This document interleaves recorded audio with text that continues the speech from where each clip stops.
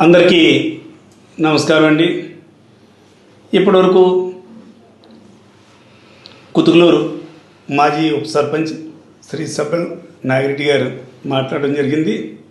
ఆయన సవాల్కి రామకృష్ణారెడ్డి ఏ రకంగానూ కూడా సమాధానం చెప్పకుండా ఎంతసేపు కూడా మరి అక్కడ సొసైటీ వద్ద మీటింగ్ పెట్టి టాపిక్ డైవర్షన్ అసలు విషయాన్ని పక్కకు పెట్టేసి వేరే రకాలుగా మాట్లాడడం జరిగింది.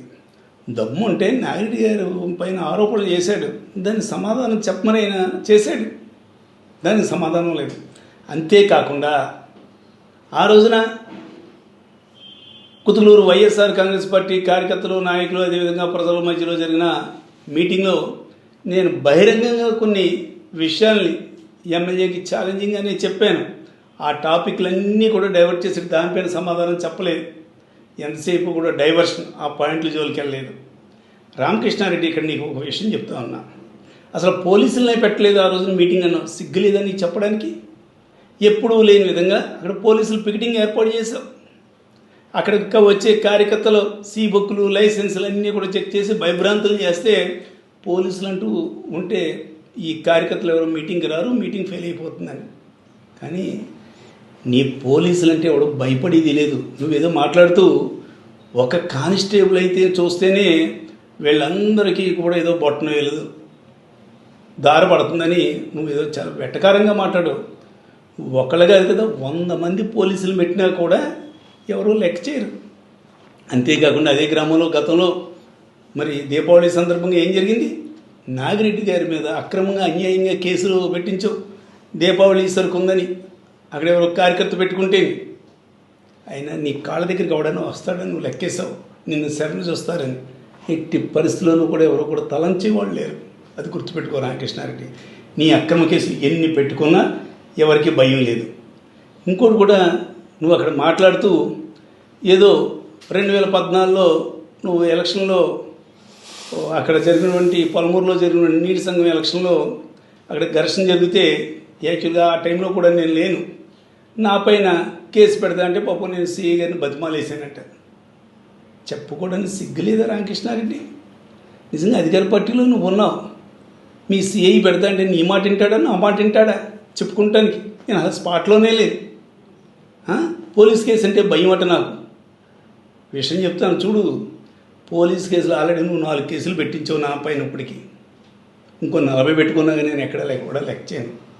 ఇంకో చిత్రమైన విషయం చెప్తాను, బహుశా తెలుగుదేశం కార్యకర్తలు కూడా మర్చిపోయి ఉంటారు.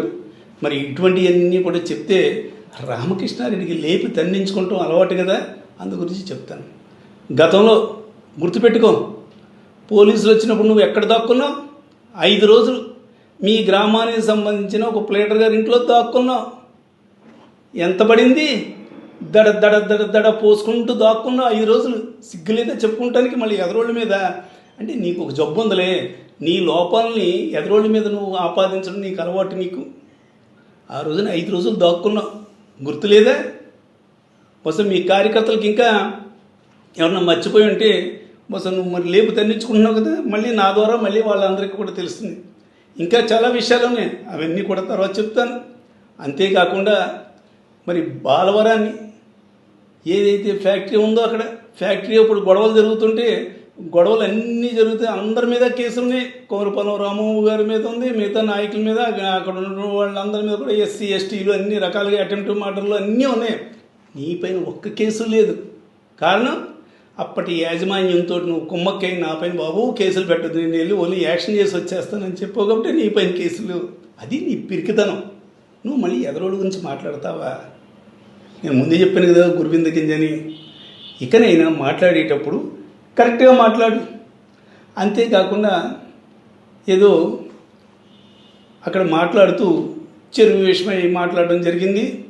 అక్కడ వినాయకుడి గుడి మేమేదో తీసేమని చెప్పేవని నువ్వు తప్పుడు ప్రచారం చేయకు, చేస్తున్నావు తప్పది. యథార్థాన్ని మాట్లాడు. మేమేమన్నాం? యాక్చువల్గా మట్టి తీయమని కంప్లైంట్ పెట్టింది మీ కార్యకర్తలు మీ నాయకులు అన్నాం. మా కార్యకర్తలు ఎవరు కాదని నువ్వు చెప్పలేకపోయావు. కారణం నువ్వే పెట్టించావు వాళ్ళ చేత. వాటికి సమాధానాలు లేవు. అదేవిధంగా అప్పుడు మట్టి ఎందుకు పోయించారు నాగిరెడ్డి గారు గుడి ఇది సుప్రీంకోర్టు రూల్కి వ్యతిరేకం కదా చెరువు కప్పెట్టడం అని నువ్వు ఆ రోజున వాగ్దానం మాట అన్నావు, ఆరోపించావు. అదే సందర్భంగా మేమన్నాం గుడి గర్భంలో ఎందుకు నువ్వు చేసావు, మరి అది తప్పని నీకు తెలీదా అని.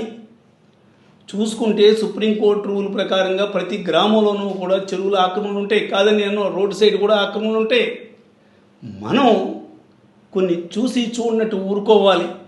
ఏదైనా ప్రజలకు ఇబ్బంది వస్తేనే మనం కలగజేసుకోవాలి తప్ప ఏది కూడా మనం ప్రతిదీ పనిగట్టుకుని చేస్తే ప్రతి గ్రామంలోనూ కూడా చెరువుల ఆక్రమణలు ఉంటాయి. అవన్నీ కూడా సుప్రీంకోర్టు తీర్పుకు విరుద్ధమే. కానీ ఎవరు కూడా పట్టించుకోరు. గ్రామస్తులు పోన్లే లేని వాళ్ళు ఉంటారు, కొంతమంది గుడిసెలు వేసుకుంటారు, కొంతమంది షాపులు వేసుకుని పెట్టుకుంటారు, అందరినీ కూడా అలాగే ఇడిచిపెట్టేస్తాం. కానీ నువ్వేం చేశావు? నువ్వు ఇంకో విషయం కూడా చెప్తా ఉన్నా, అసలు మట్టి అక్కడ తీయించడానికి కంప్లైంట్ పెట్టిన వ్యక్తితోటి నువ్వు ఏ రంగంలో ఆలోచించబడ్డావు? ఎవరైతే సూనారెడ్డి అని ఒక వ్యక్తి ఉన్నాడో అక్కడ, ఆ సూనారెడ్డి భార్య నేను ఎమ్మెల్యేగా ఉండగా సూసైడ్ చేసుకుని చనిపోయింది.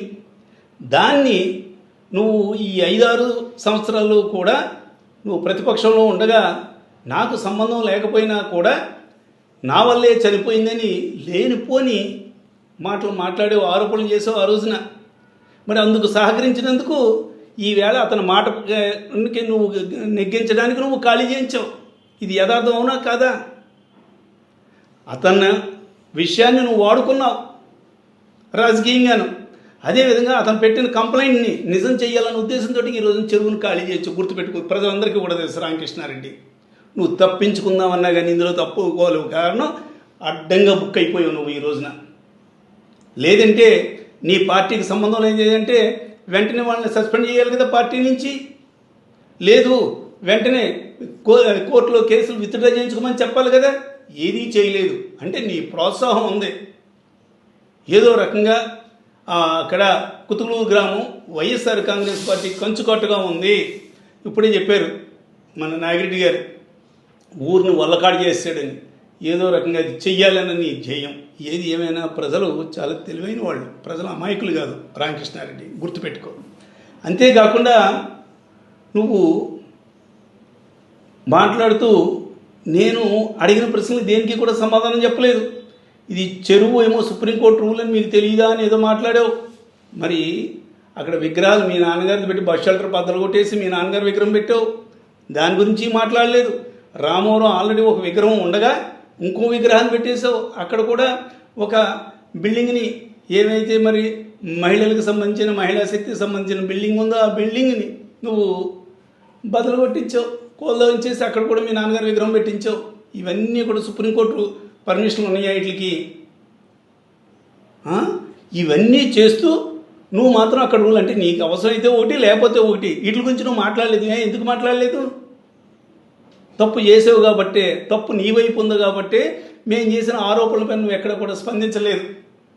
ఏదో తప్పదు కదా, ఏదో రకంగా వీటికి కౌంటర్ ఇవ్వాలన్న ఉద్దేశంతో టాపిక్ డైవర్ట్ చేసి రకరకాలుగా మాట్లాడడం జరిగింది. అంతేకాకుండా నీకు చెప్పాను, అక్కడ వినాయకుడి గుడికి సంబంధించి ఆంజనేయ స్వామి గుడికి సంబంధించి సుమారు 2 సంవత్సరాల వడ్డీ కూడా లేదు. 80 లక్షలకు సంబంధించి గతంలో అయితే ప్రతి సంవత్సరం కూడా దానికి రూపాయల వడ్డీ చొప్పున వచ్చేది, ₹1 కూడా వడ్డీ లేకుండా తీసేసుకున్నారని దానిపైన స్పందించలేదు. ఏదో బలవంతంగా నేను ఎవరి దగ్గర పెట్టానంటున్నా, సిగ్గులేదా చెప్పడానికి? దేవుడి సొమ్మును కూడా కాజేయడానికి కూడా మరి నువ్వు సాహసించే వ్యక్తివు. అంతేకాకుండా మరి అక్కడ బాకీల గురించి కూడా చెప్పాను నేను, దాని గురించి స్పందించవు. ఎంత అయ్యా బాకీలు? కొట్టుబాడే ఎందుకు మా చేత 10 సార్లు అనిపించుకుంటాం? నీకున్న 600-700 కోట్లు, 600 కోట్లు తక్కువ సంపాదించలేదు. అందులో 100 కోట్లు ఈ కొట్టుబాడేస్తే ఇవన్నీ కూడా క్లియర్ అయిపోతాయి. అవి చెయ్యు. ఎంతసేపు కూడా నీకు డబ్బు ఇచ్చినోడంటే అది దేవుడు హుండీలో వేస్తే కనీసం పుణ్యం అన్న ఉంటుంది. నీకు డబ్బు ఇచ్చినోడంటే అది తిరిగి రాదు, పుణ్యం ఉండదు. అది నీ పాలసీ. ఇకనైనా మాట్లాడేటప్పుడు కరెక్ట్గా మాట్లాడు. అంతేకాకుండా నా 600 కోట్లు ఎక్కడున్నాయో చెప్పమానండి, నేను ఇచ్చేస్తానని. నీ పాపిష్టి సొమ్ము నాకెందుకయ్యా? నువ్వు అవినీతితోటి అదేవిధంగా ప్రజల రక్త మాంసాలతో నువ్వు సంపాదించింది, ప్రజల సొత్తుది ఏదైనా. నేను కష్టపడి నా స్వశక్తితో సంపాదించుకున్నాను, నేను ఏమన్నా సంపాదించుకున్న నా స్వశక్తితోటి నేను కష్టపడ్డాను. రెయింబౌల్డ్ నీలాగా అవినీతి కార్యక్రమాలు చేసి కదా, గుర్తుపెట్టుకో రామకృష్ణారెడ్డి. కాబట్టి నీ అవినీతి సొత్తు నాకు అక్కర్లేదు, మళ్ళీ మళ్ళీ చెప్తున్నా. అదేవిధంగా నువ్వు ఏదో మాట్లాడుతూ అప్పుడు చెరువులో మట్టి నాగిరెడ్డి గారు మిగతా వాళ్ళందరూ కూడా పోసేటప్పుడు ఇది అమలు కాదు, అమలు కాని వాగ్దానం చేసేసారు, కళ్యాణ మండపం కడతానని ఆయన ఏదో నువ్వు చెప్పడం జరిగింది. రామకృష్ణారెడ్డి వాళ్ళు నాగిరెడ్డి గారు కానీ ఆ గ్రామస్తులు కానీ అప్పుడు ఎమ్మెల్యేలైనటువంటి కీర్తిశేషులు రామారెడ్డి గారు కానీ అదేవిధంగా మన శేషారెడ్డి గారు కానీ వాళ్ళ సహకారంతో కళ్యాణ మండపం కడదామని ఇచ్చేయడం, తర్వాత గవర్నమెంట్ నుంచి కూడా జీవో కూడా రిలీజ్ అవ్వడం కూడా జరిగింది. దీంతో తప్పనిసరిగా వస్తుందనే ఉద్దేశంతో గ్రామస్తుల సహకారంతో ఏదో రకంగా గ్రామానికి ఒక కళ్యాణ మండపం రావాలన్న సదుద్దేశంతో వాళ్ళు చేశారు. మరి అమలు కాని హామీ ఏంటి అయ్యేది? నీలాంటి దుష్టులు ఈ రకంగా చెడగొడతారు కాబట్టి అవి అవ్వవు. అందరం మంచిగా ఉంటే మంచిగానే ఉంది. అంతేకాకుండా మరి అమలు కాని వాగ్దానం అంటున్నావు రామకృష్ణారెడ్డి. ఇక్కడ నీకు ఒక విషయం చెప్పనా, మరి మొన్న ఎలక్షన్ ముందు 18 ఏళ్ళు దాటిన వాళ్ళకి ప్రతి వాళ్ళకి కూడా 1500 ఇచ్చేస్తాం, అదేవిధంగా మరి నిరుద్యోగులకి 3000 ఇచ్చేస్తాం, ఇంకా రకరకాల వాగ్దానాలు చేసేసావు కదా. మరి ఎందుకు అమలు పరుస్తూ లేదయ్యా ఇవన్నీ కూడాను? అమలు కాని వాగ్దానాలు చేసి అధికారానికిలోకి వచ్చినవాడు నువ్వు, వీళ్ళ వాగ్దానం చేసి ప్రజాసేవ చేద్దామన్న ఉద్దేశంతో ఉన్నవాళ్ళు వీళ్ళు. అంతేకాకుండా ఇంకా మిగిలిన డబ్బు కూడా ప్రజలకు అనా పైసలతో సహా పేపేశారు వీళ్ళు. నీ దగ్గర ఎలాగా బోళ్ళు అంత పాపిష్టి సొమ్ము ఉంది, అవినీతి సొమ్ము. శుభ్రంగా ఆ గవర్నమెంట్ మీ కూటమి ప్రభుత్వం ఈ స్కీమ్లు అమలుపరిచే వరకు కూడా నువ్వు ప్రతి నెల నువ్వు ఇవ్వయ్యా. నీ దగ్గర ఎలాగా పాపిష్టి సొమ్ము చాలా ఉంది, నీ దగ్గర లెక్కలేనంత ఉంది. నువ్వు ఈ లోపల ప్రజలను ఆదుకో. చాలామంది అన్నమో రామచంద్ర అంటూ ఆలోటిస్తున్నారు, పై ఖర్చులు కూడా లేవు, కుటుంబాలు కూడా కొన్ని కుటుంబాలు గడవడం కూడా కష్టంగా ఉందని. ఈ లోపల ప్రతి నెల కూడా వాళ్ళకి ఇవ్వాల్సింది నువ్వు ఇయ్యి. నీ దగ్గర ఎలాగా ఒక సుమారు 600 కోట్లు తక్కువ సంపాదించలేదు, అందులో కొంత ఇయ్యి, తర్వాత మాట్లాడు. వీళ్ళు ఇచ్చేశారు, దానికి మిగిలిన ఏదో ఉందో అనా పైసలతో సహా ఇచ్చేశారు వీళ్ళు.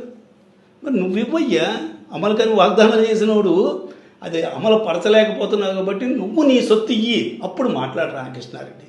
ఇకనైనా మాట్లాడేటప్పుడు నిజాలు మాట్లాడు, అంతేగాని టాపిక్ డైవర్ట్ చేస్తూ సొల్లు కబుర్లు చెప్తూ ఏదో రకంగా ప్రజలను మభ్యపెట్టాలని అనుకో. నువ్వు ఆల్రెడీ పీకల్లోతు కష్టాల్లోకి వెళ్ళిపోయే కుతుకునూరే కాదు, పరిసర గ్రామాల్లో కూడా ఇంత దారుణం చేశాడు ఇటు రామకృష్ణారెడ్డి. చరిత్రలో కనీ విని ఎరుగని రీతిలో ఇటువంటి నష్టం చేసేవాడు ఇంత రాక్షసుగా ఇంత క్రూరత్వం గలవాడా అని ప్రజలందరూ కూడా ఆల్రెడీ అనుకుంటున్నారు. కాబట్టి ఆ వచ్చిన మచ్చ ఎక్కడికే పోదు, పీకుల్లోతు కష్టాల్లో నువ్వు అక్కడ ఉన్నావు, దాన్ని డైవర్ట్ చేసుకోవడానికి నువ్వు ప్రయత్నం చేయకు. ఇకనైనా ఏదైనా గ్రామానికి మంచి చేయడానికి ప్రయత్నం చేయి, కానీ గ్రామాల్లో ఎక్కడా కూడా గ్రామాన్ని ఆల్రెడీ మన పెద్దలు చెప్పినట్టుగా గ్రామాలను వల్లకాడు చేయడానికి మాత్రం ప్రయత్నం చేయదు రామకృష్ణారెడ్డి. అంతేకాకుండా ఇంకో విషయం కూడా గుర్తుపెట్టుకో రామకృష్ణారెడ్డి. ఆ రోజున కుతుకులూరు గ్రామానికి సంబంధించి మరి ఇళ్ల స్థలాలు ఇవ్వాలంటే గ్రామంలో ఎవరు కూడా రైతులు ఎవరు కూడా భూములు అమ్ముకుంటానికంటే ఇళ్ల స్థలాలకు అనుకూలంగా ఉండే భూములు ఇవ్వడానికి ఎవరు కూడా ముందుకు రాలేదు. ఆ రోజున కుతులూరు గ్రామానికి సంబంధించి కోనాల వెంకటరెడ్డి గారు అదేవిధంగా సబ్బెళ్ళ నాగిరెడ్డి గారు వీళ్ళ ముందుకు వచ్చి వీళ్ళ ద్వారా ప్రయత్నాలు చేయడం జరిగింది. ఆఖరికి హైదరాబాద్లో కూడా కొంతమంది రైతులు ఉంటే అక్కడికి కూడా వెళ్ళారు వీళ్ళు. ఎవరు వెంకటరెడ్డి గారు, కోనాల వెంకటరెడ్డి గారు మరియు నాగిరెడ్డి గారు వీళ్ళయ్యి కూడా. ఏది ఏమైనా దానికి అయిన ఖర్చులు కూడా అనాపైసలు వీళ్ళే భరించారు తప్ప ఎక్కడ ఏ ఒక్క రైతు దగ్గర కూడా ఒక్క రూపాయి కనీసం ఖర్చులకు కూడా తీసుకోలేదు రామకృష్ణారెడ్డి. గుర్తుపెట్టుకో, వీళ్ళ నిజాయితీ అది. అదే నువ్వైతే పర్సంటేజ్ లెఫ్ట్ వేసేద్దు. అంతేకాకుండా రామకృష్ణారెడ్డి ఇంకోటి కూడా గుర్తుపెట్టుకో, నువ్వు ఎంత అవినీతి పడువా అన్నది నేను ఆర్పోడు చేయడం కాదు, నిరూపించాను. ఉదాహరణకు చెప్పాలంటే కోకళ్ళు ఇప్పుడు 2-3 గంటలు పడుతుంది, దానికంటే ఒకటి ఉదాహరణ చెప్తాను. నాయకులందరి సమక్షంలోనూ ప్రజలందరి సమక్షంలోనూ కూడా ఇక్కడ రామచంద్రుడి చెరువు దగ్గరికి వెళ్ళి అనపర్తి 33 అడుగులు లోతు ఉందని కూడా చెప్పాను. నువ్వు ఈ రోజు వరకు కూడా ఇంత అవినీతి 33 అడుగుల లోతు నువ్వు తవ్వేసావు, సుమారు 2 కోట్ల వరకు కూడా ఇక్కడ మట్టిని పక్కన లేఅవుట్లకి అవి అమ్మేసావని మేము ఆరోపణ చేసేమే అనుకో, నిజంగా ఆరోపణ అనుకో, నువ్వు అక్కడికి ఎందుకు వెళ్ళలేదు? వెళ్ళి అబ్బాయి 33 అడుగులు ఎక్కడ ఉంది, 3 అడుగులు కూడా తవ్వలేదని చెప్పొచ్చు కదా, ఎందుకు వెళ్ళలేదు? అవినీతి అసలు చేసుడు నువ్వు. ఎవరో బయటోడు ఎవడో దొంగతనం చేస్తే వాడిని ఏదైనా యాక్షన్ తీసుకుంటావు. ఇందులో అసలైన గజదమ్ము నువ్వు కాబట్టే నువ్వు మాట్లాడలేకపోయావు. అలాంటి నువ్వా నాగిరెడ్డి గారి మీద, నా పైన, మిగతా గ్రామస్తుల పైన ఆరోపణలు చేయడం? నువ్వు ఒక గజదొంగ. నువ్వు ఎందుకు గజదొంగని ఎందుకంటున్నాను? నేను ఆల్రెడీ చెప్పాను, దొంగలకు దొంగ నువ్వు. అలాంటి వాడు నువ్వు మాట్లాడు అంటే ఇది దెయ్యాలు వేదాలు వల్లే ఉంచడం అంటారు చూడు, అది గుర్తుపెట్టుకో రామకృష్ణారెడ్డి.